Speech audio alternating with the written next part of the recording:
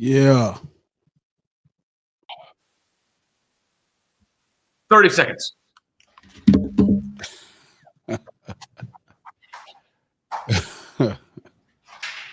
Oh man.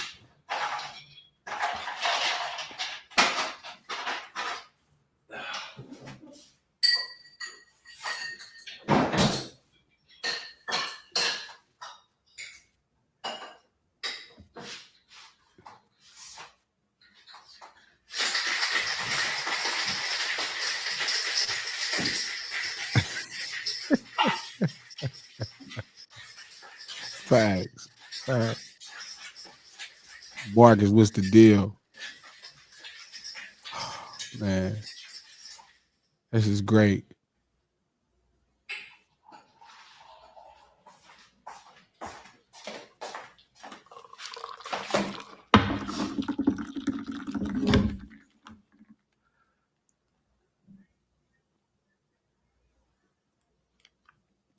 Squish, what's the deal?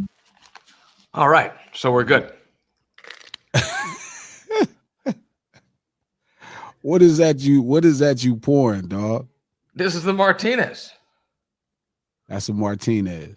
Yeah, from last time. We definitely gonna get you a canned drink called the Martinez. It's a male martini. From here on out, any of the men that come to lunch hour, you have to start ordering a Martinez. No longer a martini, a Martinez. Soon as we get this product up and running. Bad news for Jimmy Butler. Bad news for Jim Butler. We're rebranding. No ceilings live, the lunch hour. Glasses low. Got my brother Peter Boss. We here again. I think this is like episode like 36 or something. It might well be. Yeah, we're committed. We haven't missed one Monday, Wednesday, or Friday since we started. Yeah, we are 2/3 of a committed relationship right here. Yeah, still doing something. I don't know what Still is doing, but he doing something. He cussed me out he didn't cuss me out last night. Yesterday I sent him. What are you talking about? The pictures of the steaks? No, so when we were talking about Michael Jackson and I played y'all Starlight Sun, I didn't think that ever came out on no Michael Jackson album. So when I played it for you, I wasn't worried about like having a problem with YouTube. But I think they either tried, they told him they would strike him or they offered him a strike because of me playing that little part. And I'm like, that's just crazy. Like YouTube is just hella tight. You know what I mean? And ironically, I was just having a really dope conversation with Problem and Rico about the same thing, about how they're able to identify a stream. You know what I'm saying? They use an AI that takes the master recording of your song that you deliver to distributions, and that becomes the fingerprint. So all YouTube does, the AI of YouTube, they go through the videos and they check for information, fingerprints that are familiar.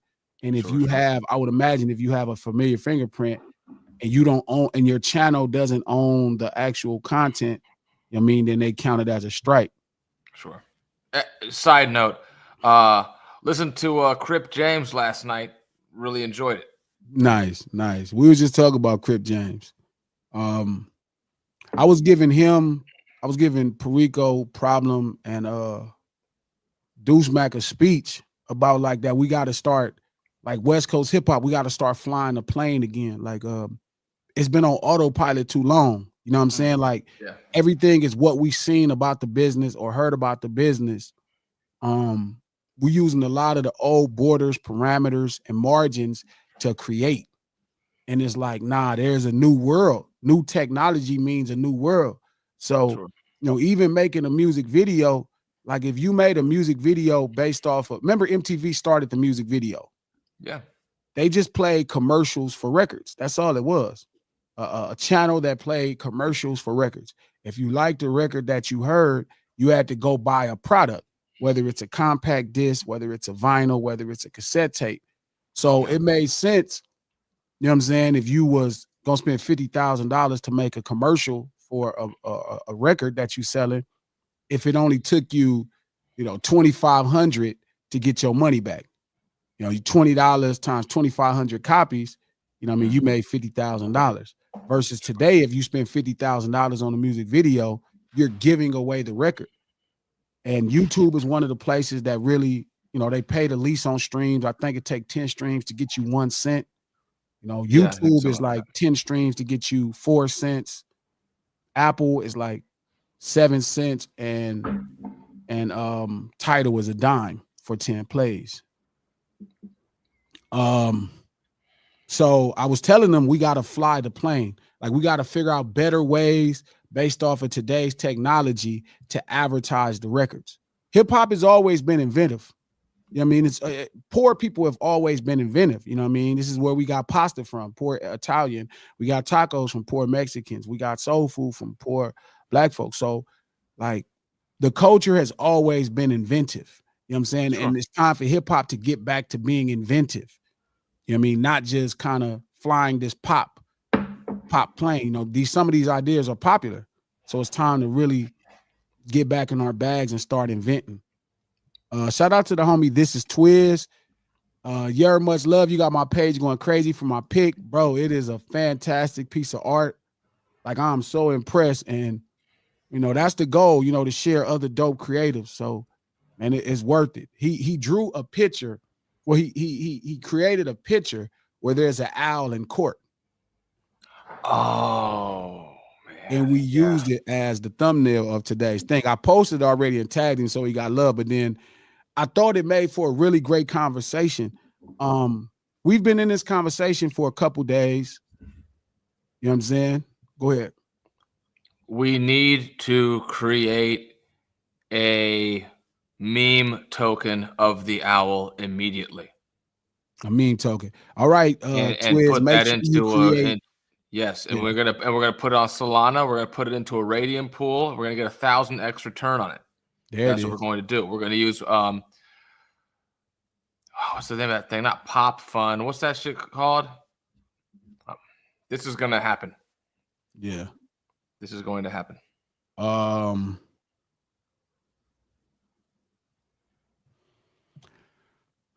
Definitely, we're going to get you with Twiz and figure out how to make it happen. No Ceilings Live, the lunch hour, every Monday, Wednesday, and Friday at noon Pacific Standard Time, right here, Digital Soapbox. Click the thumbs up button. Let everybody know you up in this thing, so this thing get shared. If you're on Twitter, retweet it. If you're on Facebook, share it. Let everybody see the real is conversating, and they need to be a part of this. We do the No Ceilings Lunch Hour to promote the No Ceilings podcast. The No Ceilings podcast available on Apple Podcasts and anywhere you get your podcast. New episodes go up every Tuesday, but we here every Monday, Wednesday, and Friday at noon. Executive produced by Charlemagne the God, Black Effect Network, and iHeart. Now let's get into the shit we've been talking about. Shout out to everybody in the chat that's going crazy. Make sure you check in the chat so I know you here. The lunch room is open, so let me know if y'all buying this lunch. We up in this thing. Official Rider Rapper, what up? V, what's happening? Craze, what's the deal? Frank, what's happening? Kelvin, what's my boy? Marcus Schwab, what's the deal? Heavenly, Squish, the most love in the world. Squab, everybody here. L, what's the deal? Nick, what's happening, bro? So we gonna get to it. What up, Rob? So we've already discussed this lawsuit. But since we've discussed this lawsuit, a second part of the lawsuit, well, and it's not quite a lawsuit, it's a petition to gain the evidence needed to file a lawsuit. Sure. And since we've had this conversation, there's been more developments. There was a second petition filed. And this petition, there's a specific section of it that I want to read. That's important.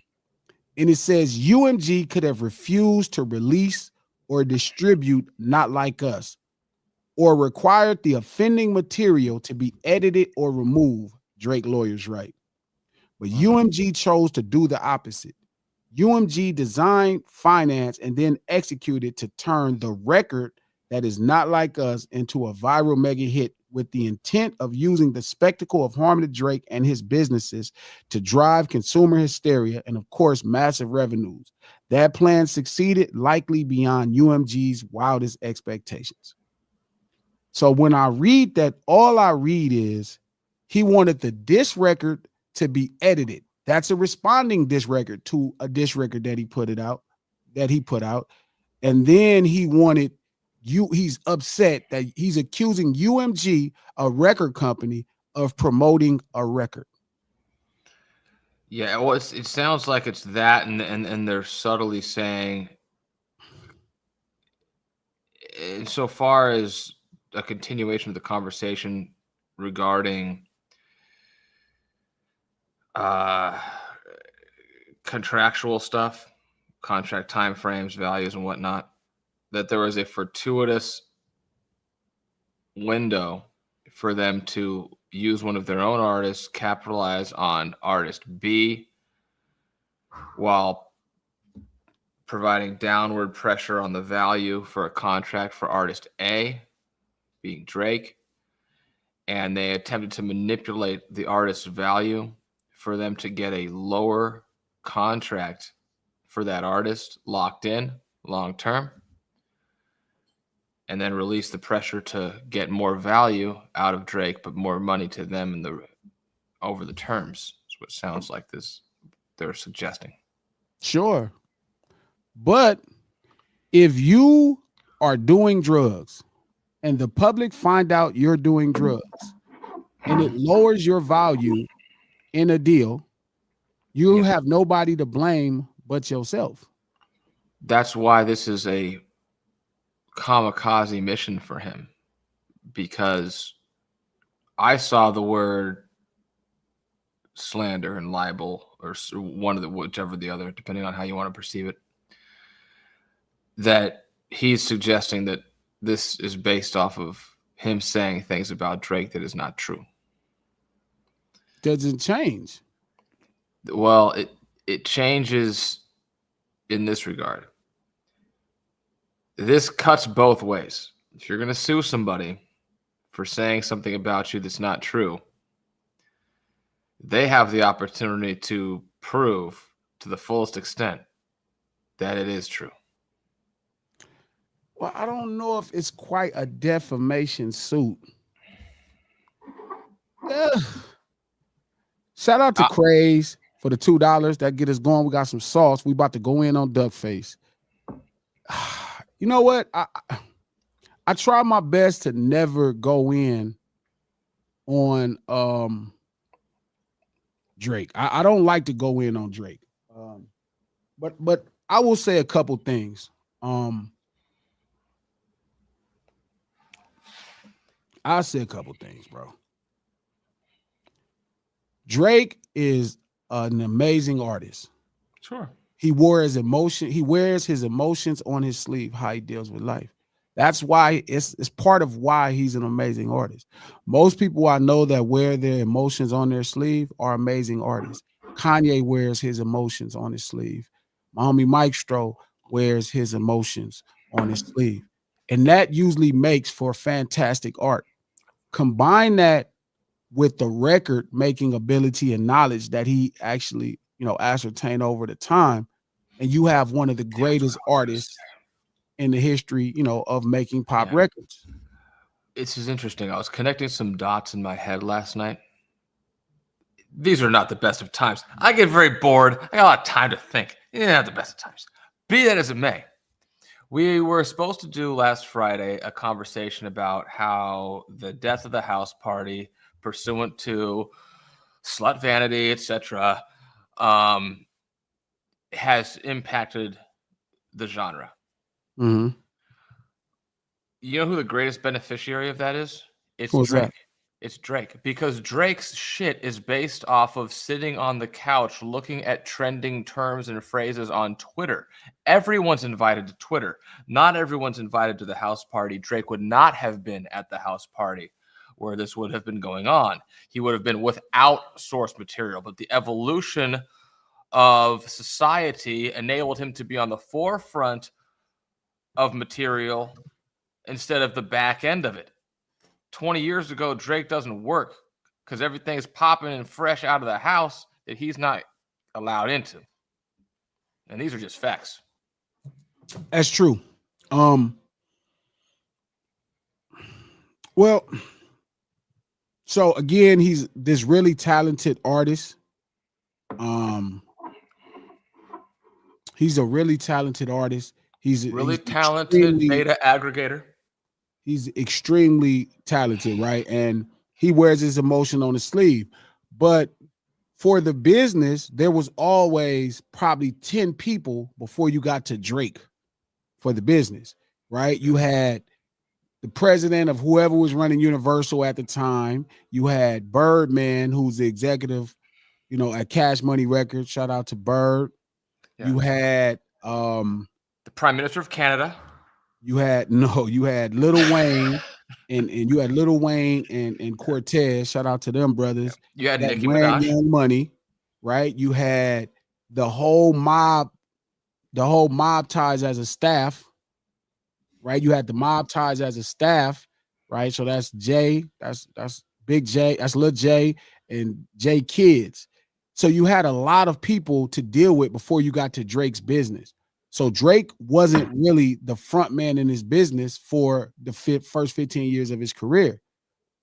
So the emotional side of who he was always hidden when it came to business. Yeah. I think fast forward now, right, over the last 24 months, you're watching Drake at the front of his business. Like the same could be said for Kendrick, right? For Dot. The first, from 2011 to 2019, Top Dog, Punch, Moose, Dave, they were all at the front of Dot's business.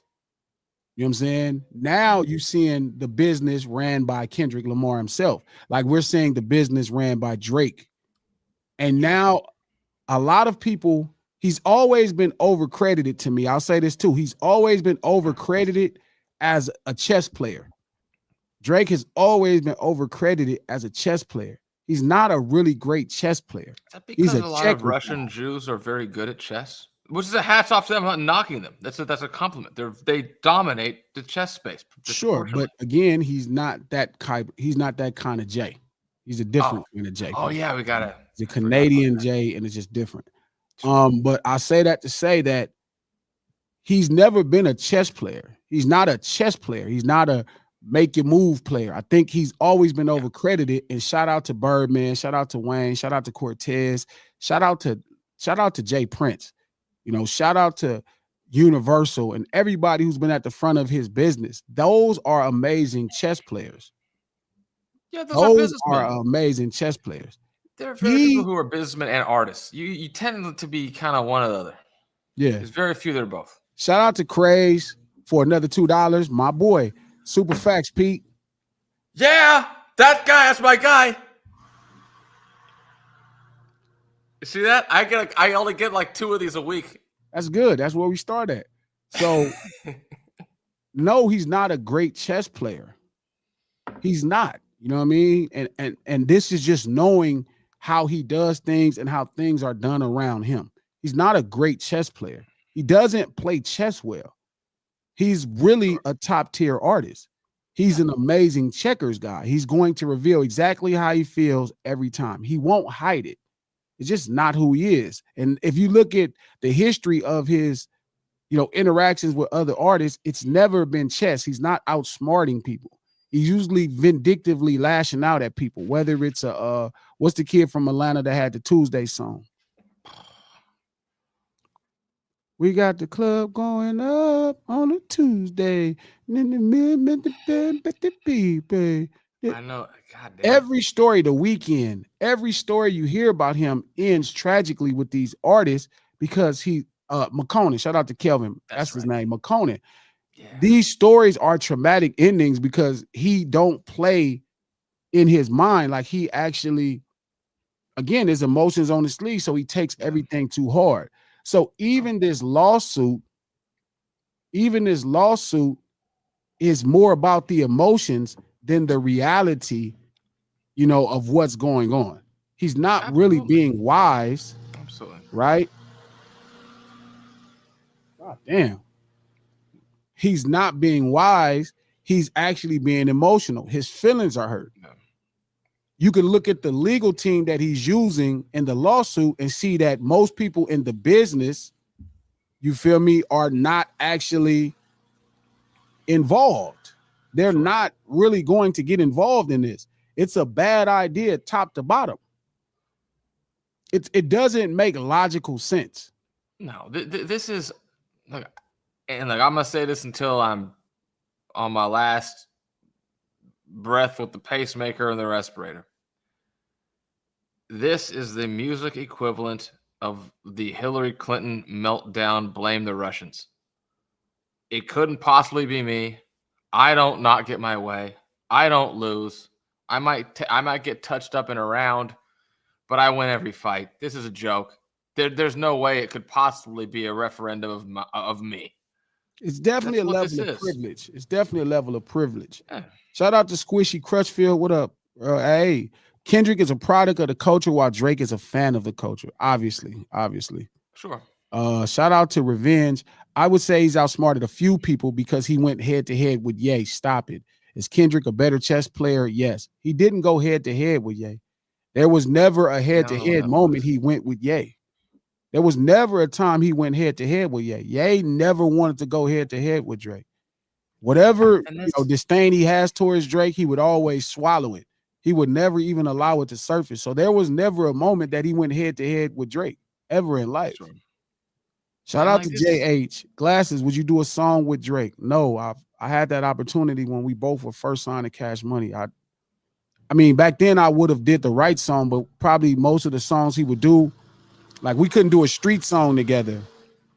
It really wouldn't work out. So we probably couldn't do a record. Would I do a record with him now? No, I probably would never do a record with him now in life. It just is that just because you're afraid of being sued? This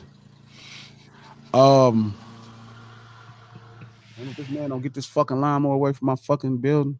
That's the lawnmower, son of a bitch, man. Yeah. What are they using out there? Jet powered lawnmowers, man. And it's just like he just keep coming back cutting it. Like you done cut this grass 10 times. And there's only like this much of it. What the fuck are we doing? Dude, the funniest thing, total side note. So if I go sit on my balcony, I'm overlooking, this is my beautiful view. I have a great distant view. My immediate view sucks. I'm directly above a Popeye's chicken. If I sit on my balcony, I cannot hear the microphone of the drive-through of the Popeye's chicken. When I go to the bathroom, the acoustics of the air vent for the ceiling fan, however the fuck this works, when I'm in the bathroom, I can hear the microphone of the orders of the Popeye's chicken while I'm brushing my teeth. Yeah. I became like aware of this recently. It reminds me of this old dude who was like from the Aryan Brotherhood with this long beard, like an old hippie, but he somehow got in the Aryan Brotherhood up in like Corcoran or some shit, talking about how they would pump water out of the toilets and talk to each other. I'm like, this is the same shit I got going on with the Popeyes. I remember that. I remember this. I remember you used to have crazy stuff in your building. This is a new building. There's always this building is actually cool. There's some annoying crap, but the building's nice. That's just a fluke, total fluke. Shout out to the homie Revenge. No, this brings a lens to exactly where he wants it at. Let's get these real numbers. No, it doesn't bring a lens to where he wants it at. And it don't bring a lens to the real numbers. Revenge. I think there's potential for that. I mean, it doesn't even have the potential for that. No. That don't even make sense. Like that's not how it works. He don't have the only access to real number. First off, there is no such thing as real numbers in the record business. And these arguments have been happening for years. Like if Drake wanted to truly get into real numbers, he would present his numbers because he knows all the marketing programs he's been a part of. Yeah, absolutely. I'm not saying as so far as Kendrick. I'm saying so far as like in broadly speaking. Yeah, but it's not even broadly speaking because he couldn't. It's not even a real lawsuit. It's more of a petition and a complaint. Like there's no way possible to get real numbers unless we talked about his numbers. Sure. I think to me, this is the equivalent of like the Trump tariff threat. We don't we'll take the tariffs, but we're really just trying to get you to stop doing something with the threat of tariffs. Sure. But I don't even think that's true. I think this is an emotional ploy that people told him was a bad idea, and he did it anyway because he feels like somebody made him believe, some attorney made him believe it's a possibility. Again, remember, they don't have evidence of any of this. They're using things they saw online. Yeah, they don't have. They're trying to compel the court to get things. Yeah, I'm not gonna say that Drake's the greatest strategist of all time. I mean, I don't know whose idea it was to take a dancer out of Stars and buy her a house, but that happened. There were badder bitches in Stars than that one. And it's not like a tactic. All of these things are simple marketing things. Like, they cannot create something out of the clear blue sky. Like, there's no way to do it that way. So again, to me, if his goal was to do that, right? And shout out to Revenge, a lot of pushback. Exactly. He's talking about Payola getting buy payments. He wants the court to find real numbers that is true and potential for that. That's not true, Revenge, because if he wanted to talk Payola, he would look through his own budgets. He could prove it. If he wanted to find buy payments, he could look through his own budgets to prove it. He don't need the court to go and compel Universal Music Group to get anything about someone else's records. If he wanted to just prove that this is something UMG is doing, he would look through his own budgets. That's true. That's the difference. Shout out to Hassan Burton. Glasses, I respect your viewpoints. However, I come from the dirt of this when the Bronx was burning, and you and I can agree this is not hip-hop. Dude's actions reflects he's a poor sport. I mean, but that's the point, Hassan. And this is why the title of this. That was an interesting kind of phraseology. It was like it was like there was like, I agree with you, however, I agree with you. Well, yeah, but it's weird because that's why this conversation, like, I've noticed people saying this is Drake against the record industry. It's not. Please. This is Drake against Kendrick, part 3. I got a question for you. This is actually Drake against hip hop, because at this point, if he's levying situations to where people can't battle in good faith, like two guys battling, disrespecting and insulting each other out the same mouth, that he's calling someone, you saying his friend impregnated his old lady. You're saying he abuses his wife. You're making a million jokes and you're insulting him. This right? is tantamount to Mike Tyson suing Jake Paul because he got punched in the face because he has, hypothetically, if his nose got fucked up, suing Jake Paul because his nose got fucked up. Or not Jake, but the company put it together. I mean, I signed up for the fight. I know my nose is going to get fucked up. Sure, but it's not even Drake against Drake. It's actually Drake against hip hop. Like, whether people know this, that's this is Drake against the culture. Yeah. Like, and this is kind of what I've been telling y'all for the last 7 years. I told y'all, if y'all let somebody into this shit that is not of the culture and you don't call them out, they will create a real problem and make it hard for future hip hop acts. I fucking told you. Here's a question.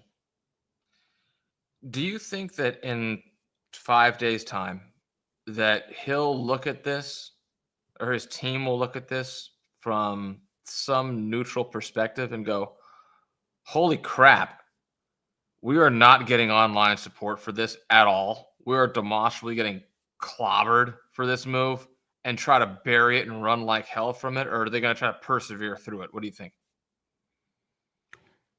No, because people are, I'm 117% sure people are already disagreeing with him. 117% sure. Where do you come up with a number like that? Random. Shout out to Hafzan Drake. UMG the culture. No, UMG isn't the culture. He's not going against UMG. If he was going against UMG, he would use his own campaigns for 15 years. He has the proof in his own campaigns. He has access to all budgets in his campaign. If he wanted to prove it, it's not him versus UMG. It's not him versus UMG. He could prove it on his own campaign. I wonder if that's the actual point. Well, I don't think all his shit got artificially fluffed. They didn't fluff that song, and they fluffed the other song. That's not even true. They fluffed every song as marketing. All of these songs are fluff. Push-Ups is fluffed. All these songs are fluff. That's a part of the marketing. People took to one song because the song was better. That's it. They did more marketing moves, right? They made the marketing better. They decided to make it to where people can stream the song, right, without getting in trouble. They whitelisted pages for the song. They did things to market their song better. That's DJ Dave. That's not UMG. It's and this is not a logical play. This is not chess. This is not chess. If he wanted to prove numbers were fluff, he has a fucking budget of multiple projects where he can go in and say, this is what they're doing. Hey, this is how Payola works. Look at my campaign. Here is all the proof in the budgets. That's if that was logical. If his goal was to tear down UMG, if he wanted to challenge per se the system, then he can use his career as a way. And he has all of the same shit that any artist historically has. Yeah. He could do that with a very recent blueprint. I remember like a presidential candidate like 6 or 7, 8 years ago now going and saying, this other candidate is corrupt. And I know that because she used to write me checks, or I used to write her checks in order to get buildings built in her district. You know, he could do the same thing. I know it's a bunch of shit because it was a bunch of shit for me. Look at I want to end the shit. Here's the money. This is the money, right? He has direct access. Yeah, he wouldn't thought need I was popping. I wasn't popping. You guys are idiots. He wouldn't need a court to compel anybody to do anything. He can present it because he has access to it of his own. This is still the same temper tantrum that I lost this battle to this guy. Yeah. It's not going to go well. People keep saying, oh, well, he wants to get off UMG. That's not true. Spotify's in the lawsuit. So even if he decided to pursue music after this, now you got a thing with Spotify. Yeah, it's a mess. None of this is logical and intelligent. Everything about it is emotional. Now, don't get me wrong. He does have an idea. I'm telling you, like, this is going to end. Seriously, like he is with hip hop acts when you're like red hot and that moment ends, no matter who you are, when it ends fast. And like, his is tragic. And look at just look at the posts you've seen recently of like Lil Wayne yelling and screaming at some microphone and going, Kendrick, or he owes Kendrick an apology. Some bullshit. I've seen that 7,000 times in the last 24 hours. Like, and Wayne didn't even do anything. Wayne just, he's doing Wayne. Whatever. It's fine. It's great. But, like, he's not as fucking impossibly hot as he was a few years ago. And it happened like that. And this is going to happen even faster and even bigger. He's gonna have a Ja Rule lull, and unless he has Ashanti with oiled up legs walking out with him onto a stage in 10 years, it's gonna be really hard. People are gonna have to wait and think, oh yeah, I remember Drake. I used to like those songs back in the day before they liked Drake again. That reminds me when I was 25. Shout out to Revenge. He sent the message. Kendrick isn't the issue though. It's UMG is at the conflict of interest. This is business. No, it's not. Kendrick's song, Not Like Us, is at the center of this whole suit, this whole complaint, this whole petition. If it was just business in UMG, he would be using his own records. It's nothing to do with business. It's nothing to do with UMG. UMG even openly said, like, if you have a problem with this, why don't you sue the guy that made the record that's dissing you? Mind you, people from the business have put out music, and like Jewish people have put out music that insults Jewish people. They have marketed into the highest levels of success. White folks have put out records that disrespect white folks in hip hop to make money.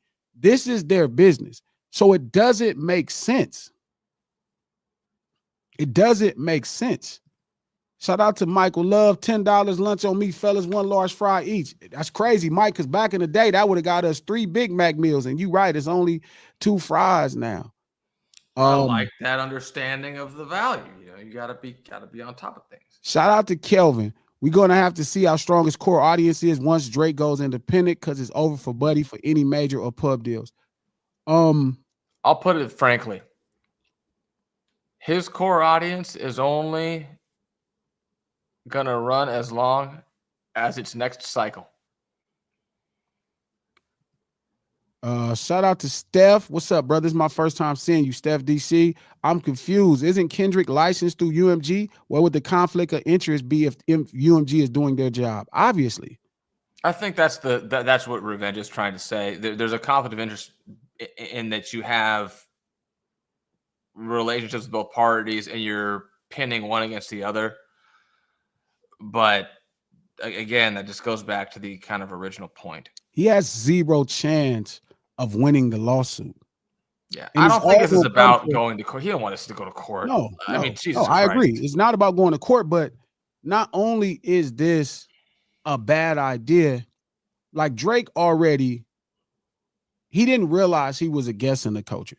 People felt like he was entitled because he is a brother. And that doesn't entitle you to it, right? There's a real livelihood that makes it make sense.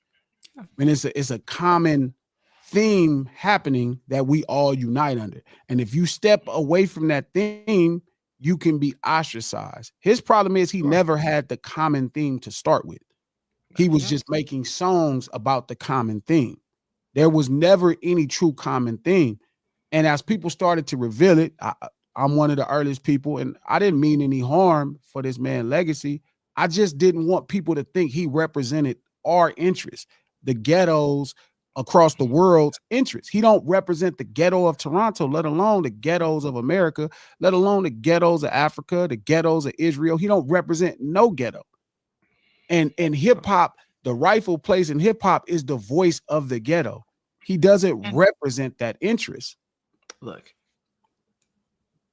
it will never cease to amaze. It's not even cease to amaze. But it's like I don't think that anybody thought that ever for a second. And like the audio message I left you kind of was a joke the other night.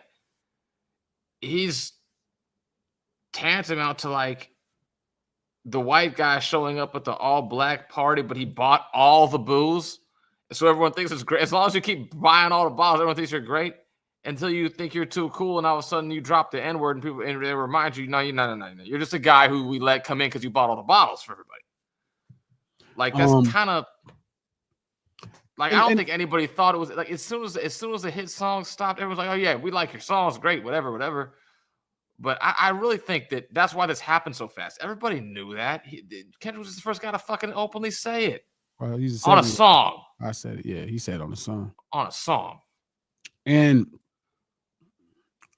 again, it's like people not looking at this battle. Like people keep saying, oh, this is Drake taking on UMG. It's not. It's not. This is the third battle. He's gonna bring them down. Yeah, this is the third battle. This is the third battle, and this is the third battle in a war that he's already lost. Yeah. You know what I'm saying? It's like he keeps trying to win this fight, and this it's not meant for you. And every time you stand back up, you just keep getting knocked unconscious, and it's embarrassing. Yeah. He needs to put out a great suburban latte hit diss track that can live and survive in his homeland. That's what needs to happen. They did try. They tried to make this kind of flip off a Canadian song. It's a bit cheesy, but again, it's different when he needs to come out with the diss called, and this is it. This is the right time of year to do it. This is what nobody understands. I understand this shit. Okay. He needs to come out with a diss track called Pumpkin Spice. And he's not bringing the cayenne pepper. It's too hot. He's bringing the pumpkin spice. It's Thanksgiving. It's almost into Christmas. It's going to be soft. It's going to be digestible. It's going to be cute. It's pumpkin spice. Yeah, but you would have to actually be a proud suburbanite to do that. You can't be a suburbanite that's masking as part of the culture, still doing that's what suburbanite I'm saying. He used to walk out from behind the Wizard of Oz curtain with his pumpkin spice and say, look, at the end of the day, you're still from Compton and I'm still pumpkin spice. And that's the track. But you would have to own the suburbanite of it all, right? You would have to earn the suburbanite. Yeah. That's what he has to do. He's owned it in the name of a shell company for a very long time. He used to just say, look, I own the shell company. But all of that stuff, I mean, it's really nothing he could do. No. Everything he can do, he's doing it. This is who he is. Straight up, bro. Like, this is who he is. Like, and people always ask me, well, what could he do? And I'm like, you would need a different background to do it the correct way. But I'm trying to make sure people see that this is not him taking on UMG. This is not even him taking on Kendrick Lamar fully. Oh, this is him taking on hip hop, not even himself. This is him taking on hip hop.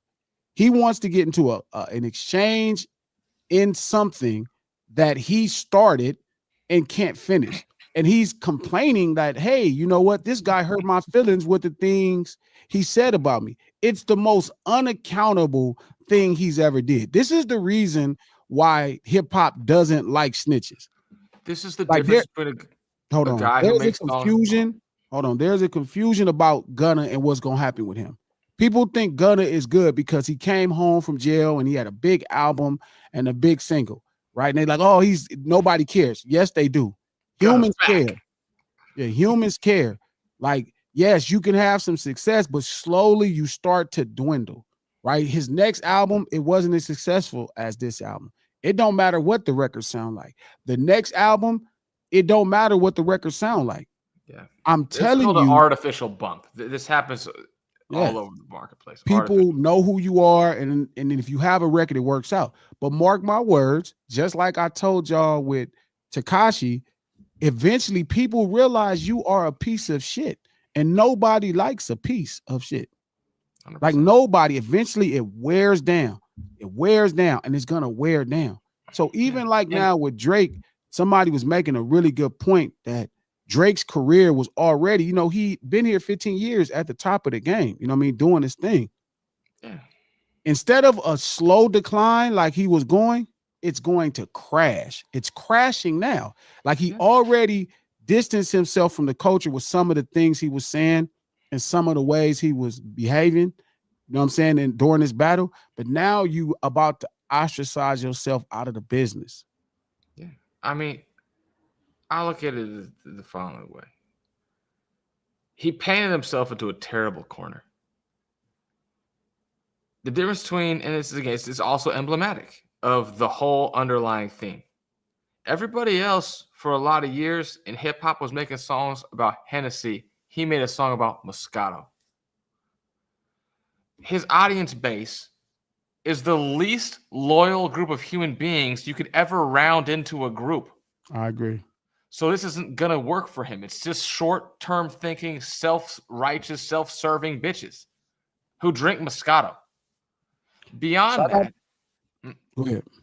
I'll say beyond that, now we're entering into a realm where it's like the first people to leave are all the people who begrudgingly listens to you because the Moscato bitch was in the passenger seat and you wanted to fuck her and she wanted to hear that song. So as soon as she's out the car, you're out of the tape deck.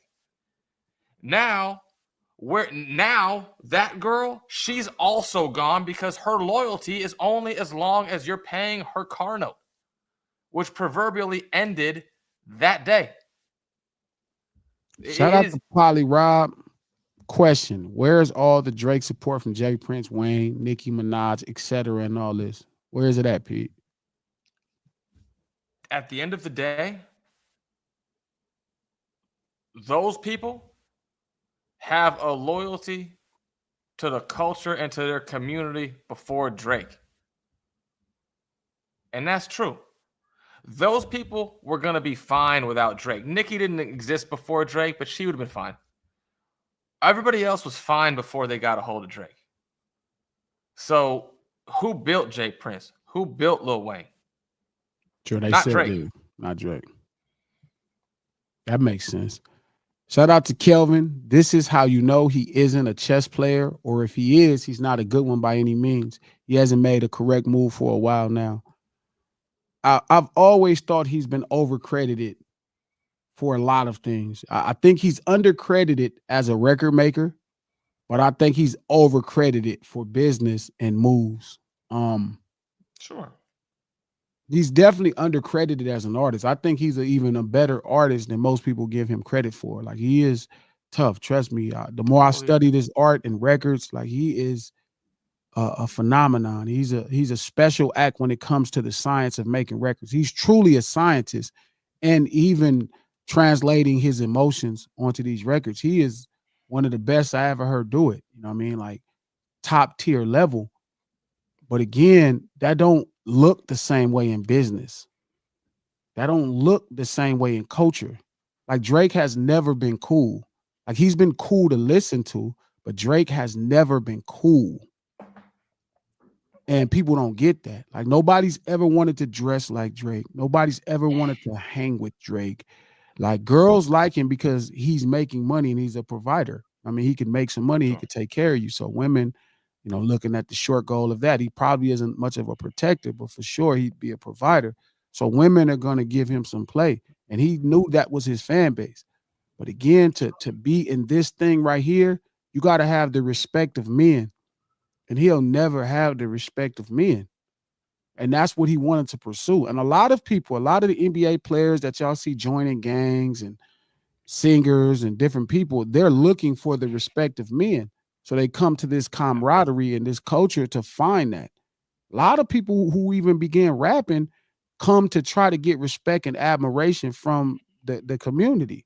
They don't even do it for money the way they say they do it for money, bro. They really doing it to garner a sense of respect. Just like when people get courted on gangs that didn't grow up in the community, different immigrants that, and I don't mean immigrants in the United States of America standard. I mean, like, when it comes to the community, like, you didn't grow up in this community, but you come over here as a 21-year-old man and want to get, you want to become a part of the infantry here. That's just a weird step. And you're looking for a level of, respect that you don't have. So I think, I don't think he was ever a chess player. I think when you look at his moves in the battle, I think the best battle was with Meek Mills because he still had a level of humility. And I think that's what's really lacking over the last, 4 or 5 years of his career is humility. Like, when he battled Meek, there was a level of humility. You could tell he knew who he was. He referenced himself as a singing nigga. He referenced himself truly as he is. But after he won the battle, he felt more entitled to being what he thought a part of the culture was. And I think that's where it's coming up short. And that's a good observation. There were a lot of moments of real perspective that he did demonstrate, like the video he did with Chris Brown to dance off, or the football video, whatever, where you're getting tackled and all that kind of stuff. Like, there was a consciousness of the reality for a minute. But I think with this, it just got too personal for him. And he probably, maybe on some degree, goes, well, Kendrick, he's not that dissimilar to me. He's a thoughtful dude who don't bang and all this other kind of stuff. And he just thought and the reality is that gap is a lot bigger than he thought. But again, and shout out to Craze for another $2. Thank you, Craze, man. You know that shit mean the world, bro. The support mean everything. Crash's career, Crash, Crash, his career is wrecked. Yeah, it is wrecked. Yeah, he should have 24 hours after he filed this lawsuit. Look, if you're going to go Jewish or white, I'll just sub that in for this moment. You got to go full white. You make a mistake, you spaz out, you apologize, and you go to rehab. Just check into rehab, whether you're high or not. Just check into rehab. Shout out to Michael Love. Thanks for the $5 again, brother. Man, we really appreciate that. If Drake run up on Kendrick and knock him out, would that help his career? Yeah, if he squabbled Kendrick down, that would help his career. Yeah, if he squabbled Dot down, yeah, that would help his career. That's what would have to happen. Yeah. That would have to happen. He would have to squabble Dot down. Yeah. That would help his career. That would bring him some kind of respect back. But I don't mean in the ring. This has to get captured on a security camera on the outside of a building in a parking lot. Shout out to my niece. I love you.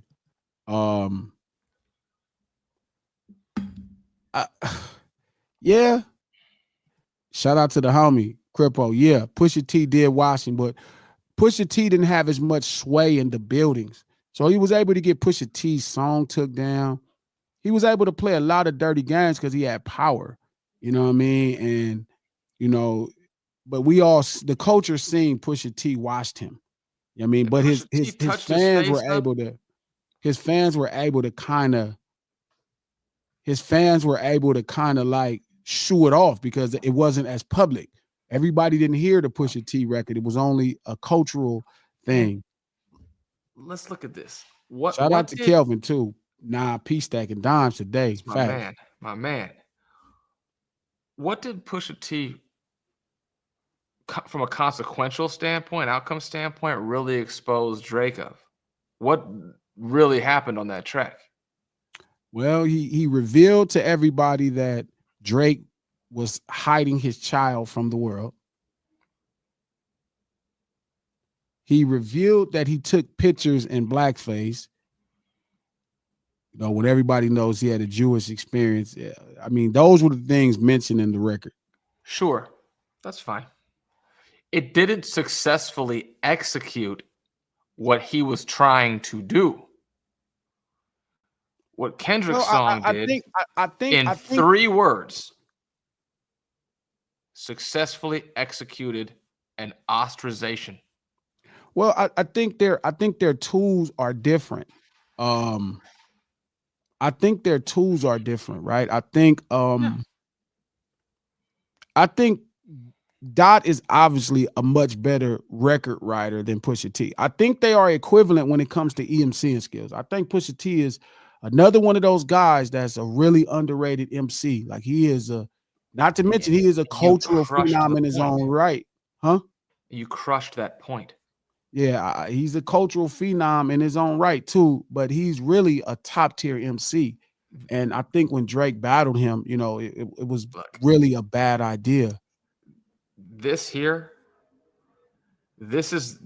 what it's all about. This is why this is the best diss track of all time. Oh, yeah. And this is why Kendrick is on such another level in this narrow space than Pusha T. Because all sorts of shit gets lost in the verses. Verses have a short-term memory on diss tracks because it's mudslinging. Kendrick kicked his fucking ass in the hook. Most of these songs don't even have a hook. Well, not only did this song have a hook, he kicked his ass in 3 words on a hook. You don't remember we had this conversation about this battle, and I told you where I thought Drake went wrong. Like even before the battle started, right? I remember telling Dot, he like, you think he gonna say something? I was telling Dot, like, I don't think so. He too smart for that. Like, why would he battle you? You know, it's a bad idea. And I remember, you know, hearing from his peoples and telling them, I'm like, bro, you shouldn't do this battle. Like, even if Drake was to win the battle, like he's gonna come out unrecognizable because I know exactly who K-Dot is. Like, and I'm like, he's going to like really push hard. The harder you push, he's gonna push you back harder. I remember K-Dot got into a fight, was trying to get into a fight on the tour bus, and me having to grab him and put him on my shoulders to stop him, and seeing how strong this dude was and like wanted to really terrorize this guy. So it's like, and I know how he raps. I know how competitive he is as an MC. He is not playing second fiddle to nobody. So even I was telling them before the battle started, even if, you know what I mean, Drake was to win the battle, he would come out unrecognizable. Nobody would be able to know who he was. You know what I mean? It's like a boxing match where you go 12 rounds, but you got your nose broke, teeth knocked out, and they gave you the score. You know, it's you know, you won 114 or 113 because you got dropped even in the fight. So I remember saying to people like, this is just a bad battle. This is a guy not from any street urban culture battling somebody who's really bathed and seasoned. And back to the original point of the battle, I remember telling you, I'm like, I think the confusion is when people look at Kendrick or they hear the title Good Kid, Mad City, that they think like Kendrick was some kind of good nerd. kid part too much. Yeah, they hear like he's some kind of nerd that grew up in Compton looking outside of his window. Like this little dude They think really, he's what's his name? They think he's Cuba Gooding Jr. in Boys in the Hood. Yeah, and he's not. He's not Trey. Yeah. Like, and I think you're right. That's the confusion. The confusion is people think of Kendrick as Trey. Yeah. Kendrick don't come home crying to what's her name. Yeah, like he's not Trey, bro. This dude is Lil Chris, but he just didn't get shot and put in a wheelchair. Sure. He's Lil Chris, bro. Like he is out there for real. He know where the dead body's at. He gonna squabble something down. Like he is not Trey, and that's the confusion.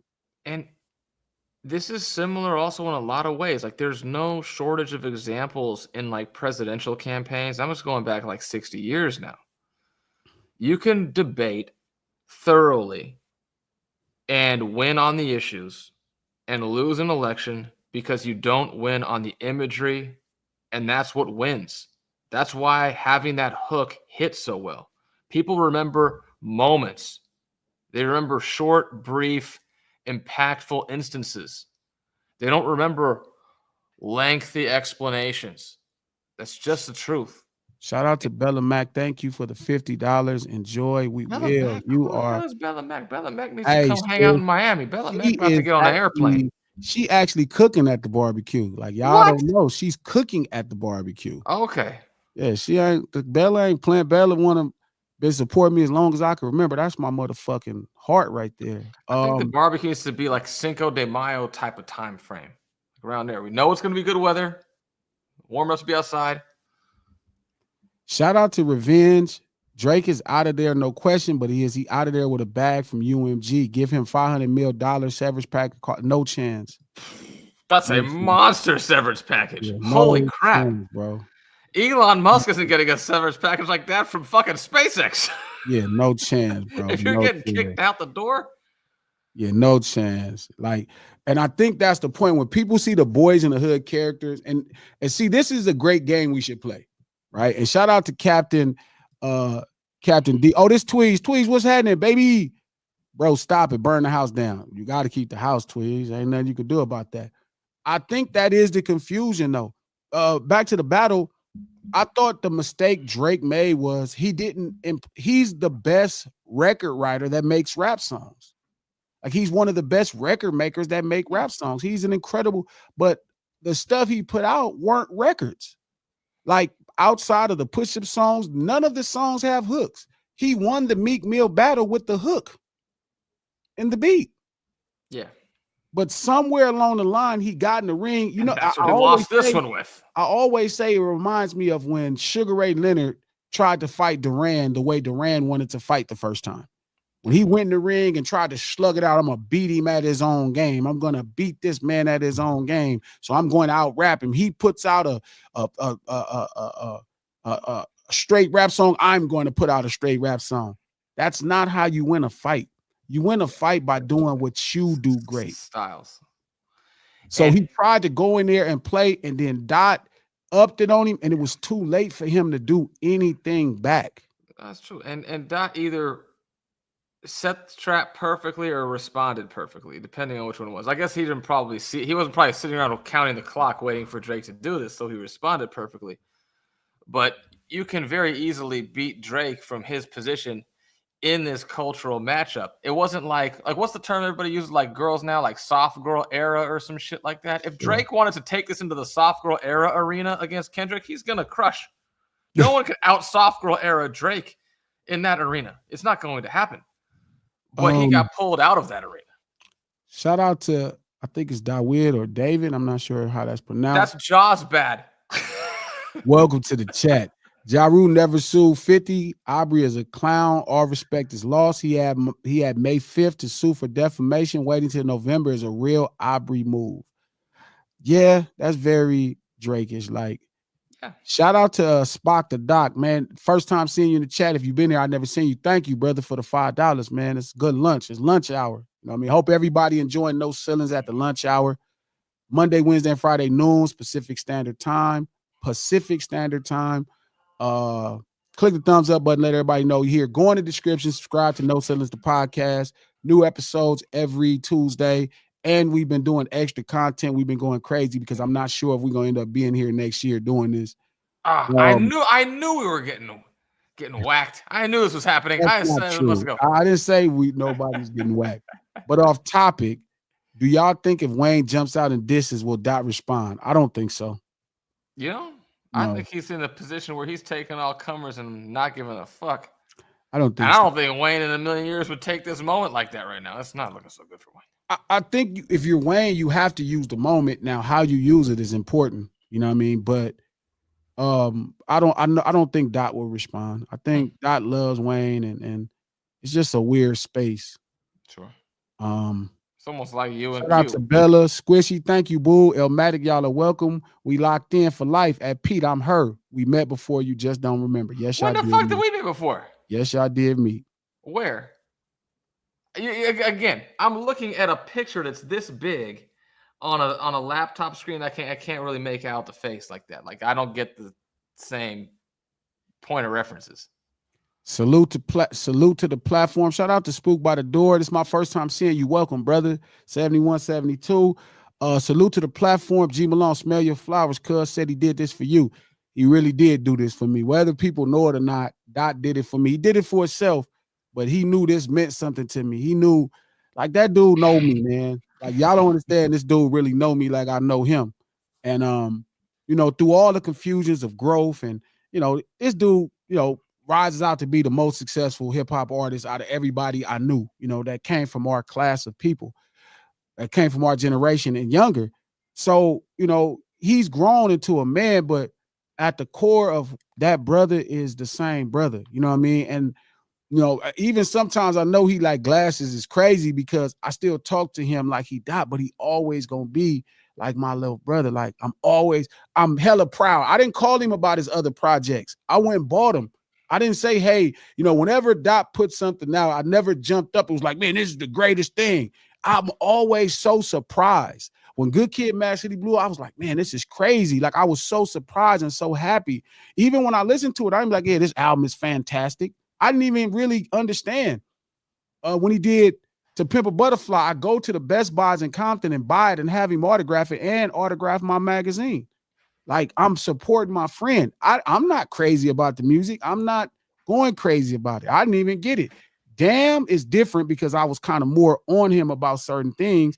But this album, and I think he understands that. Like, I'm always honest with him with my thoughts about music. So when I'm saying, hey, man, this is incredible, I know he can feel it. Because I'm not the guy telling him, hey, all this stuff is incredible. I'm not the guy calling him about Good Kid, Mad City. I'm not the guy calling him To Pimp a Butterfly. I just support it. If I saw him, what up? Yeah, yep, I'm buying it. Yep, blah, blah, blah. But when I call him and I'm like, hey, this Euphoria, this is incredible. When I'm calling him about this album, I'm like, hey, this album is incredible. You know what I mean? I know he knows I'm like legit about it. Like, I support my friends for real. Moral support is like me telling you keep going. It's not telling you that I think a song is tight that ain't tight. That ain't cool. Now, again, Dot is such a professional and he's so great. His songs are good. Even the ones I'm not into, they're good. I just ain't listening to them. But this album right here, and it's not because it's West Coast, it's because I could feel how comfortable he is as an artist. I can hear the hooks flowing perfectly, verse to hook. I can hear how he was using voices of young artists from the West coming up. I can hear it. And the first time I heard it, I said, oh, he got it. He got it. You know what I'm saying? So I'm so proud of him. Like, and I'm just being honest with him. I'm just honest about it, dog. And that's another great point, Revenge. Shout out to the homie Revenge who been supporting this thing, man. We really appreciate you, Revenge, bro. If I never tell you, I know, like I said, people always get off to a rough start with me because for some reason I'm hella polarizing, but it's all with genuine, all my conversations are in good faith. Everything I'm saying, I'm not trying to be an asshole or troll. Like, I'm serious. But shout out to you for supporting for the stream. Drake isn't bully funny like Dot either, though. Like, he never got made fun of in the hood and had to respond. K-Dot has to put that in a bottle and makes. And that's my point, Revenge. Like, the real Kendrick Lamar is a fucking jokester. Like, if you look at him, he's so serious in all of the content, but the real version of this nigga is funny as Dave Chappelle. He's fucking funny.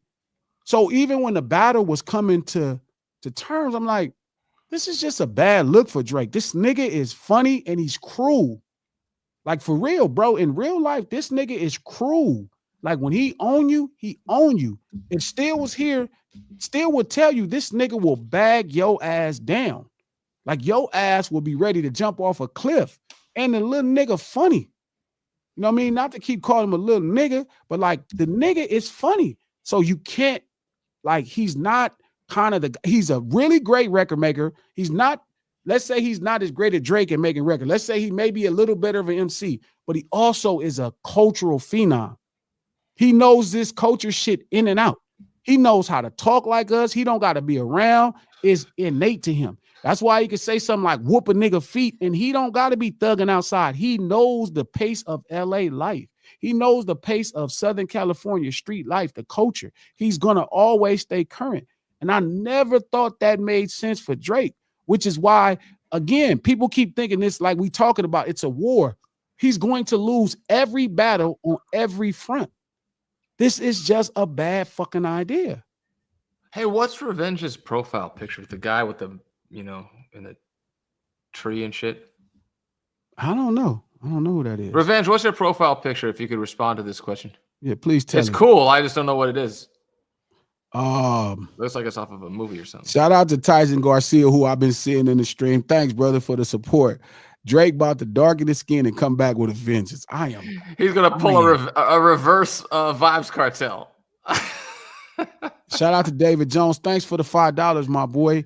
Appreciate that, man. And I'm glad you here because you was killing the podcast. Yeah, what the hell? This guy's like a paralegal. Yeah, he's like a brilliant. Whoever David Joe, you need to start your own pod and stream, bro, because you sharp. Kendrick set him up. He boxed him. He boxed him in 2-bar, heavy tracks, got him into the building, then locked the door and lit that bitch on fire with Not Like Us. That's a great point. His strategy was so insane to me. You know what I mean? I ain't gonna lie. Like, I caught him. I was like, yo, I think this is the best I've ever seen it done. Like, I never felt like Kendrick was better than my favorite rappers. I ain't gonna lie to y'all. I never thought he was better than Ice Cube yet, or Scarface yet, or Dog yet, or Jay-Z or Kanye. I was like, yeah, I would never say that. And he's my guy. Like, I'm still gonna support him and big him up, but I never thought he was better than the guys I grew up listening to. After that battle, I was like, oh shit, he might be better than some of these niggas on my list. And I want to ask this too. It was so concise. Like, this is something like I appreciate as a comedian. They always talk about your second count, your minute count, your word count, no wasted words.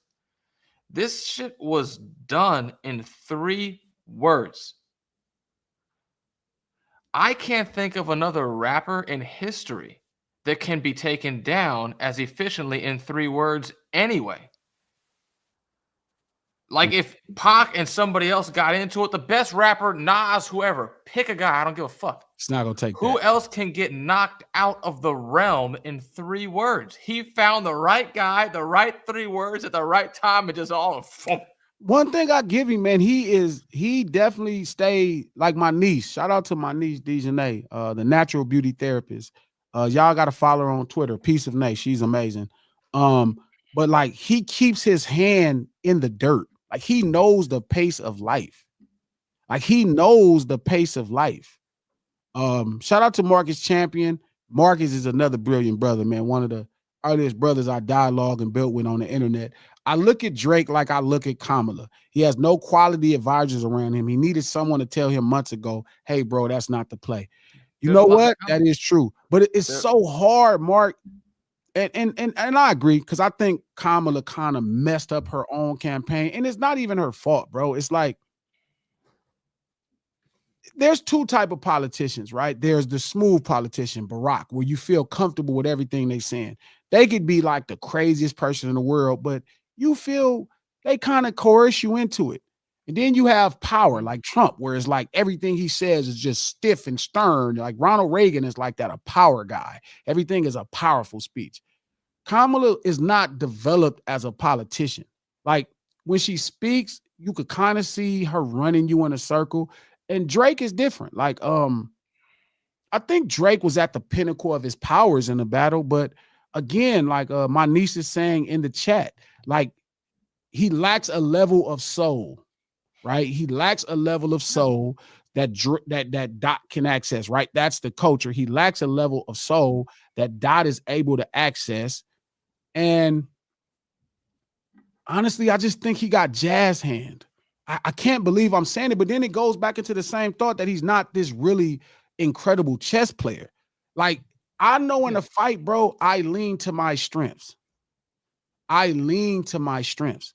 Like, if I'm going to fight somebody, you're going to get a left jab a lot more than you fought anybody else in life. If you fight me in a street fight, you're going to get a left jab more than any street fight you have in your life, because I know my wingspan. I know who I am as a fighter. I'm going to lean to my strengths. I'm going to eventually make sure I put weight on you, right? I'm going to hit you with a left jab first. Like, that's how it's going to start off. And I'm going to do it until you cannot really focus right no more. Then I'm going to hurt you. Even as a MC, like, I know my strengths. Drake is aware of his strengths, but he's also kind of like delusional. And to be great, you have to be a little bit delusional. That's what Marcus is saying.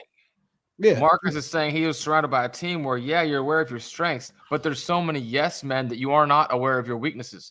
It reminds me of like that window of time for Mike Tyson's career, where he kept going through trainers because every time that one of the trainers told him something he didn't want to hear, he fired him or the guy quit.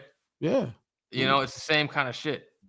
Shout out to David Jones. Between you head and Apollo, I have a better idea of that dark humor. That's how we came up, Dave.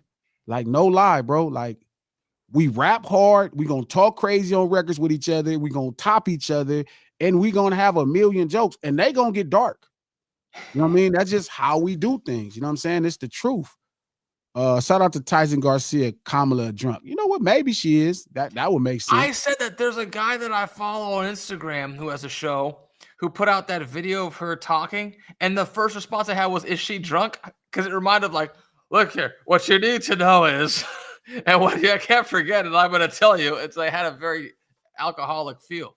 Shout out to Daniel Walters. I think I seen you in here once before, but thanks for supporting the stream, brother. E40 and K-Dot and Tupac are the most efficient rappers with powerful meanings I have ever heard. I would like to add DMX into that too. DMX is like that too for me. Revenge, again, only Doc can access this. Again, only Doc can access this. Only Doc made Drake look this bad, like it's Super Genius versus just a decent, smart guy, but the gap is nasty. That's probably true. Probably true. It's not going to be a lot of people that have the positioning in the business to where, you know, he can get a fair fight. Most people not even going to get a fair fight. Like Drake washed, you know, Meek. Shout out to Meek. You know, I don't want to talk shit about, because Meek is one of them guys that he pisses me off, but I still like him and I want good things for him. He's from Philly, and I know a lot of great brothers from Philly, so even people around him. But he understood who he was. He was humble in the Meek battle, and it worked out for him. But like the Pusha T battle, like he got washed. Push just is not the same caliber of artist, so, you know, Drake can play dirty games. K-Dot is one of those artists that is really large, and you can't play dirty games. It was always a bad idea to take the battle. Shout out to Kelvin, homeboy that was trying to square with you on the timeline studying the game right now. I don't know why do people, Kelvin, it ain't hit them. Some dude was asking, could he get ahead of Faye? And I'm like, yes. It was some dude that was talking to me, and it's like, I don't think people really get, like, there's a weird thing happening where everybody think rappers or personalities is like, I'm not that kind of guy. Like, I fight gang members all day. Like, I'd fight gang members all day. So why you think I wouldn't fight anybody else? Like, I'd fight everybody but Mike Tyson. Yeah. Was that So guy it's like, I don't know why you think you're not a small guy. Yeah, and that's what I'm saying. It's like, you want to fight me? We could just set it up. Like, I'm not tripping. You know what I mean? I'm not even worried about you coming with a gun, because you come with a gun, I'm gonna kill you. And I'm not talking crazy. This is just standard. You know what I mean? This is how I was raised. It's not no thing to take a fight. No, that's a fact. Yeah. Speak to that. Shout out to Squishy. She asked an important question. Pete, no, did your account up and running yet?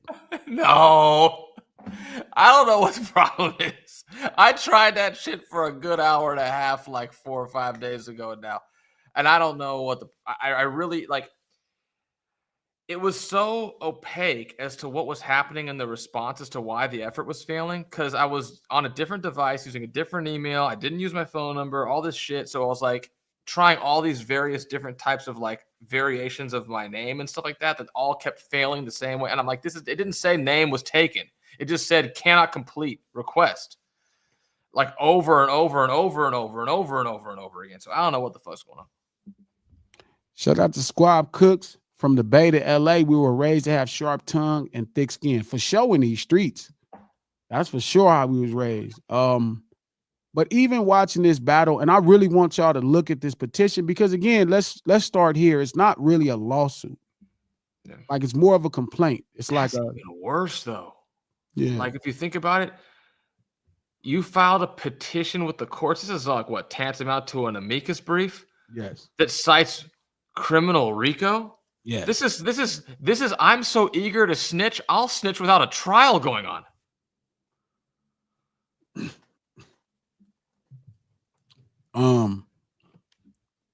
But this is the third part. This is him battling still. Whether y'all notice or not, this is him battling. He's already realized, I'm not gonna out-rap this guy.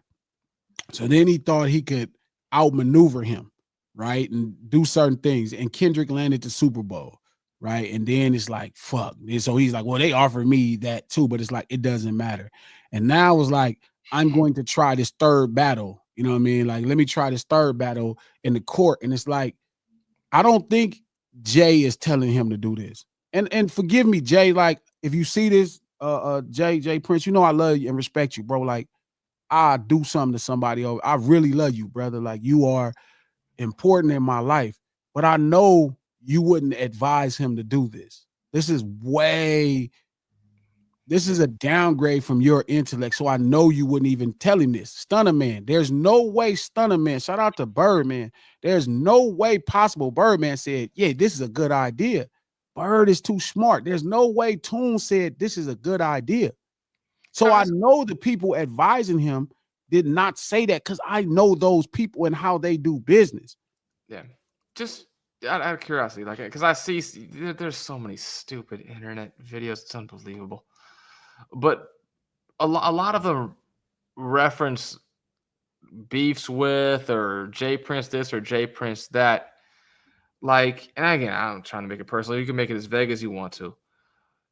Is like, for purposes of this is a really cowardice, punk ass snitch kind of way to go about it. This is not a alpha male's way to go about it. Like, is Jay Prince really like a street guy who that's the impression I had always had. I don't know the man from anything, but like, Jay is not gonna look at this like this is a good idea. Is for real, bro. Like, he don't play good, brother. People talk to him, talk about him third party, like he's like the boss of the Colombo family South. Bro, district. He is one of the coolest and best people I ever met in the music business. Just I would.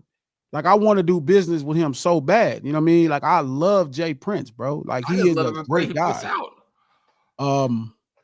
Shout out to Name Brand. This is his J side thinking suing is a right hook.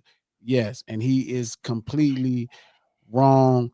Shout out to Daniel Walters. You're absolutely right. It was a bad idea for Drake to jump. He lost when he started. It was no way he was gonna come out this fight clean. Muntu 2.0, thank you for the $5. It's an A next to it, so that you must be from another country. Shout out to you, man. Thank you for coming to the No Ceilings lunch hour, Monday, Wednesday, and Friday at noon Pacific Standard Time. Click that thumbs up button. Subscribe to the channel so you can see when we go live again. I agree with him. I feel like he's at a space now where he needs to wait until he's nostalgic and old school and can come out with whoever the appropriate version of Ashanti is on a, throwback tour, old school style. So what Muntu said 2.0, when Jay-Z lost, he rebranded and restructured. When Jay-Z lost, he rebranded and restructured. Drake still has a chance too, only if he goes away for some times and forgets this petition. I think he kind of missed that window. I think that window was a lot closer to right after the battle was over. Like what Jay-Z did is Jay-Z came right back in 2002 with another album. You know what I mean? He just went back to the music. And I think Drake spent so much time putting his foot in the water, seeing how hot it was. And maybe that's not fair because he did drop songs. 100 gigs is considered an EP. He put out different collabs, different, ideas throughout the space. You feel me? He put out different ideas throughout the space and nothing is working. But I agree he should have went back and just started working on an album and then took his time, get through an album, address the idea in the album and go back to making music. But again, his ego is struggling to understand what's happening. So he's trying to make a million excuses on why this happened instead of him just understanding you cannot challenge the culture in the cultural space. Sure. Drake, if he has wits about him, should have just... Drake's career is a perfect example of that old expression, the best revenge is living well. Just go back to the girl-friendly songs, whatever. His mistake is he thought that the guys listening to him in their cars with the girl next to them actually liked him when they just liked the girl.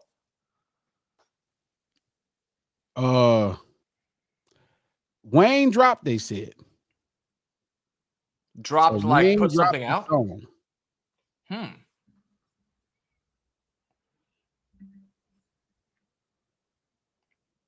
That's interesting. I can't even play it on the stream for y'all because they said you can't do that. It's gonna be interesting. Well, look, we ain't got to sit right here and talk about this. We can all go listen and go from there. Again, this is No Ceilings Live, the lunch hour. Well, you know what? We ain't finna stop. Fuck that. Yeah, what the hell we got to do? We got 7 more minutes. We ain't gonna stop. Just hold up 7 more minutes for y'all go listen to the Wayne song. I know we got to hear it. I know we got to rush. Again, this is No Ceilings Live, the lunch hour. Every Monday, Wednesday, and Friday, noon Pacific Standard Time. Click the thumbs up button. Subscribe to the No Ceilings podcast. Link in the description. Apple Podcasts and anywhere you get your podcast. The No Ceilings podcast, executive produced by Charlemagne the God, Black Effect Network, and iHeart. Hey, if Wayne dropped, y'all tell me what is he saying in the comments. Where did he drop it and where is it at? And we'll let y'all tell us about it in the comments while we finish out this last 6 or 7 minutes. Shout out to Bored But Busy. She said Wayne didn't drop. They're trolling. Oh, okay. I have a request. Go ahead. Can you? We had mentioned either sometime this week that you haven't done a diss track yet. No, I've never put out a diss track. That's my request. Can you put out a diss track that is titled Pacific Standard Time? Pacific Standard Time. Okay. I'll figure out some reason to diss somebody. Yeah. You can diss me for all I care. I don't give a shit. Yeah. It's about the project, not the target. I think Wayne is a top 5 rapper in the country. He's the greatest hip hop artist ever out of the South. I don't know. I definitely could drop a diss track to Steel called Pacific Standard Time. Kelvin said, why should we call it Pacific Standard Time. Why should we? I like the Pacific Standard Time concept because it's distinctly West Coast and it's letting you know what time it is. That's the thought. Shout out to Girl 6. I'm late as hell, but shout out to Glasses Malone. Nah, shout out to you, Girl 6. I definitely will diss Still Bella if y'all want me to. I will diss the shit. It still is a rapper. Still is a rapper. Y'all got to remember, Still can really rap. Mm-hmm. Still is a big part of Kendrick. Like he showed a lot of us how to do certain things. And Kendrick and Still is dope. So if you know, it'll be a real serious rap battle because that would be rap great. he just haven't recorded in a while. I'm very interested. Shout out to David Jones again. What's messed up is Drake, as it's to be expected. It's the people outside of the battle who have abandoned the fundamentals of hip hop caping for him. The West is the last line of defense. David Jones, you might be right. I feel like a lot of times I'm the loudest voice for hip hop. And I know that's crazy because I am the last person to the hip hop party. Like I am a gang member, feel me? But hip hop was created by gang members, but I am the last one to the party. But I feel like I'm the loudest verse. I'm the loudest voice standing up for hip hop in its true potential. Like I really genuinely feel like that. I'll be like, bro, why can people play with hip hop?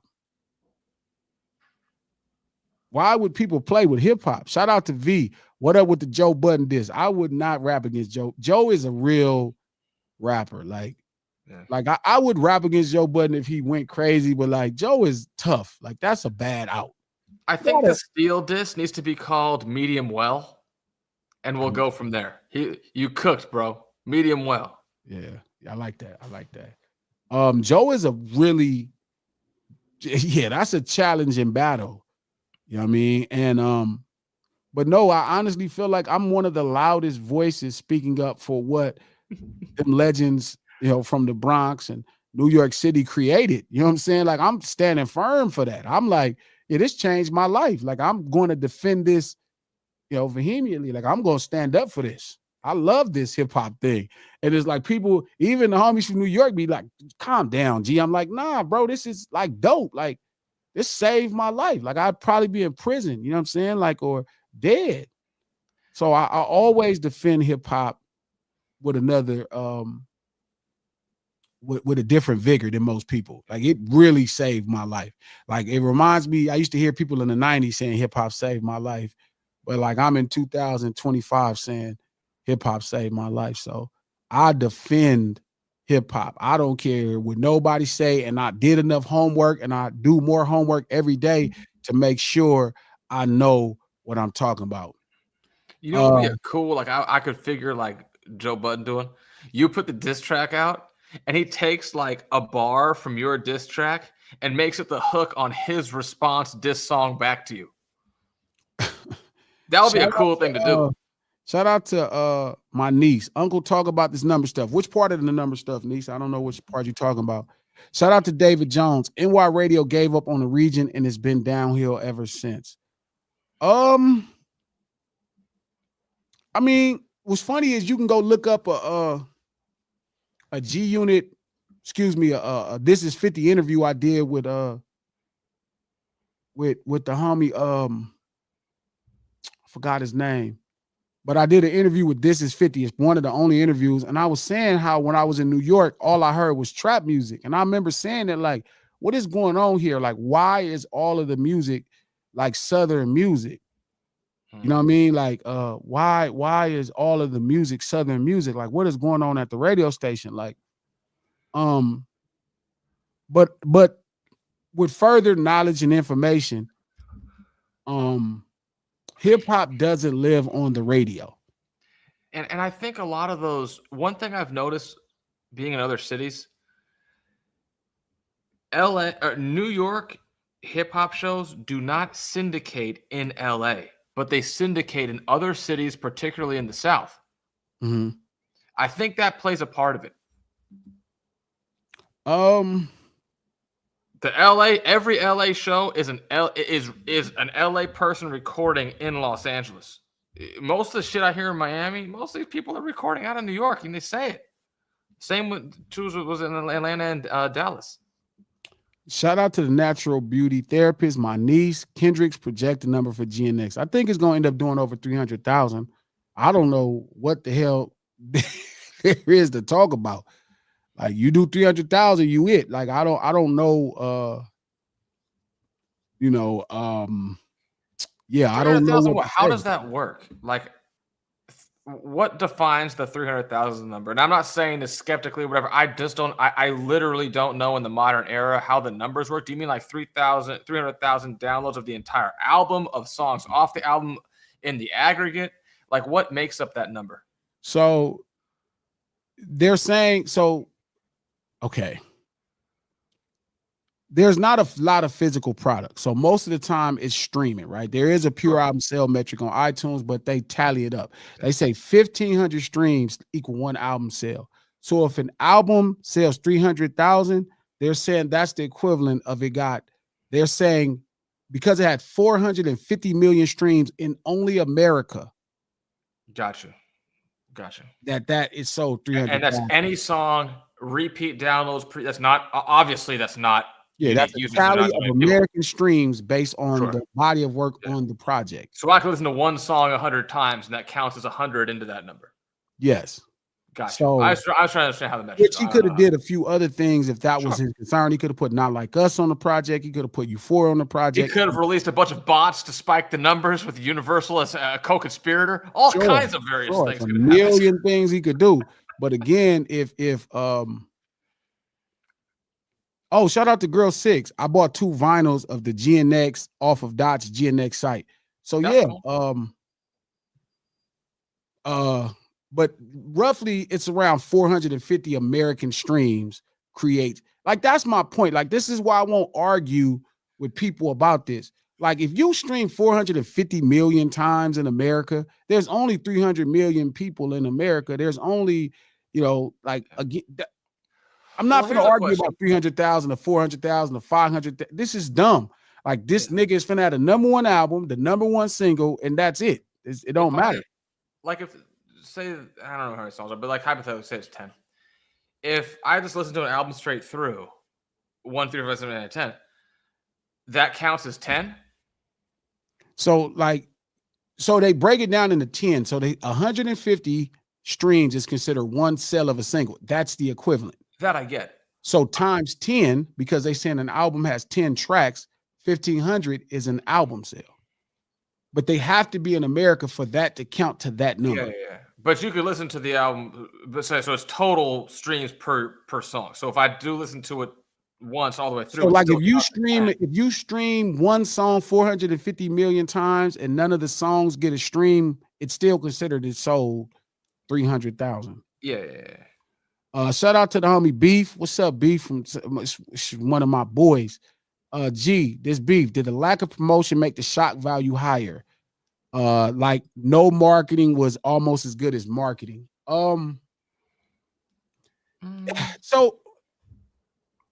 remember, like, when you would pre-market an album, the reason you would pre-market an album is because you wanted to pre-sale, albums to the store. You needed the store to buy albums. So you would market ahead. You would drop a single ahead because you wanted Best Buy to buy 400,000. Because you got to sell wholesale while they sell retail. Yes. So that's why you would pre-market an album. It doesn't make sense to pre-market an album now, because what are you trying to pre-sell? Like, what are you doing? Like, you don't need to build up anticipation. You could just drop it. Sure. And people want to go listen. They have access to it instantly. Yeah. And to some degree, like, obviously, like, we've seen like Beyonce do that successfully. There's a certain virality to the shock value, but additionally, like, you have to promote it with something. So you're going to promote it with like the best song or songs that are on there, and it's kind of like it might peak and crash before that date even comes. I've seen it. I get that impression sometimes with certain projects in the past. You hear a single so many times, by the time the album comes out, you're kind of over it. Shout out to Revenge. That only works when you this hot. Kendrick can do that. A lot of people have done that. J. Cole can do it. Drake can do it. Beyonce. Not anymore. I mean, you know what I'm saying. I know. I think I'm gonna do that. It doesn't make sense to preempt an album. Like, what are you promoting? Like, what's gonna happen? Like, what do you need to pre-promote it? The day I tell you the music is coming, it should be available. So you could go right there and listen to it. And I think that honestly, if you want songs 4 through 8 to be listened to, you probably need to put it out this way, because it's why am I listening to an album if I've heard the top 2 songs on there 600 times in the last 6 weeks before the thing comes out? I'm not gonna probably. Yeah, it just don't make no sense. Yeah, like it. I think there was a space where people thought a single marketed an album, and it didn't. A single marketed itself, and then you could only get the single if you bought the album. Like, nobody hears a single and be like, man, I can't. The belief is that that's the normal thought. Oh man, I like the single. I can't wait to get this album. That's not really the mainstream thought. The mainstream thought is, I like this song. I'm going to buy this song. Like, I never went to Kentucky Fried Chicken, was like, man, they chicken good. Can't wait for the chicken sandwich. You know what I'm saying? You have to create marketing for both. So it doesn't make sense to, in my mind, it doesn't make sense to pre-market a product that benefits none from being pre-marketed. Sure. So again, No Ceilings Live, the lunch hour, every Monday, Wednesday, and Friday at noon Pacific Standard Time, right here on Digital Soapbox. Click that thumbs up. Let everybody know you're here so they can share this. Again, we do this to promote the No Ceilings podcast. It's available on Apple Podcasts, iHeart Podcasts, or anywhere you get your podcasts. No Ceilings Podcast, executive produced by Charlamagne the God, the Black Effect Network, and iHeart. And we finna get up out of here. Let me go through them super chats one more time. Shout out to Craze for the $2. Craze for the $2. Michael Love for the $10. Craze for the $2. Michael Love for the $5. Bella for the $50. You're the greatest. Cap, my boy Tweed. We got to give Tweed a percentage because he inspired the show. Spock the Doc for the $5. David Jones for the $5. Muntu for the $5 in I think Australian currency. So we really appreciate that. Girl 6, I'm new sub, but I'm really here for glasses. Laughing out loud. I always like your commentary. I'm glad you do. I try to keep it in good faith and be honest and be genuine. She has made it so abundantly clear that she is specifically here to listen, not to me. Like 3 or 4 posts in a row. That's not what she said. I am only here for glasses. I am specifically here for glasses. Not to be I've been good to hear. I only am here to listen to glasses. You're a piece of it, Pete. You're a piece of it. Much love to everybody. Much love to the chat. I'll see y'all Friday at noon. Let me know. I hope you have a great Thanksgiving, man. Enjoy the food.